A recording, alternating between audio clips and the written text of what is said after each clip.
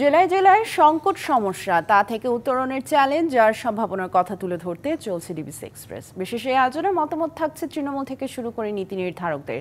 DBC express আজ সারাদিন আছে লক্ষ্মীপুর জেলায়।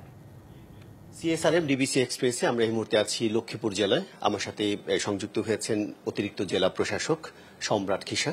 আপনাকে স্বাগত জানাই আমাদের সিএসআরএম ডিবিসি এক্সপ্রেসে। আমরা আমাদের প্রথমে যে প্রশ্নটি আমরা করছি আপনাকে সেটি হচ্ছে আপনাদের যে 100 শয্যা বিশিষ্ট হাসপাতাল, এখানে আজকে আমরা দেখলাম প্রায় 362 জন রোগী ভর্তি আছে। এই যে এত সংখ্যক অল্প হাসপাতাল যেখানে শয্যা সংখ্যা, সেখানে অতিরিক্ত যে রোগী, সেটা কিভাবে সামাল দিচ্ছেন? চিকিৎসা সেবাটা কিভাবে আপনারা নিশ্চিত করছেন? ধন্যবাদ।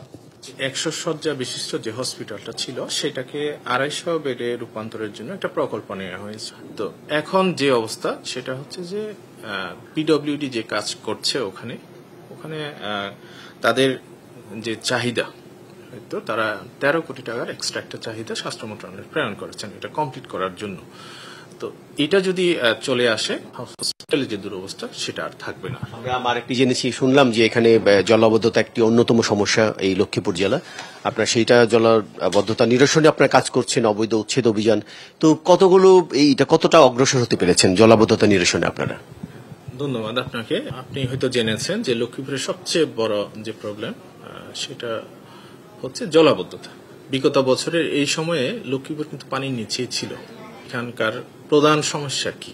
সেটা হচ্ছে জলাবদ্ধতা।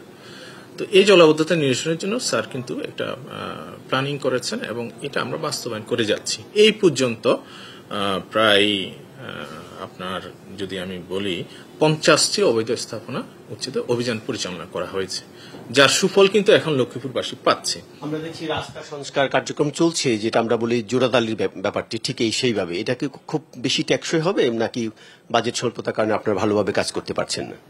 এটা বাজেট স্বল্পতার একটা বিষয় আছে। বাজেট স্বল্পতার কারণে এই কাজটা হয়তো পুরোপুরি করা সম্ভব হচ্ছে না। খুব সংক্ষেপে জানতে চাই যে আমরা দেখছি যে অন্যান্য জেলার থেকে এই অন্তত লক্ষ্মীপুর জেলার শিক্ষার ক্ষেত্রে কিছুটা পিছিয়ে আছে। এ ব্যাপারে আপনাদের হয়তো নতুন করে আপনারা কোনো উদ্যোগ নিয়েছেন? কি পরিকল্পনা আছে আপনাদের অন্তত শিক্ষার প্রসারের ক্ষেত্রে? শিক্ষার প্রসারের ক্ষেত্রে বেশ কিছু উল্লেখযোগ্য পদক্ষেপ আমরা গ্রহণ করেছি।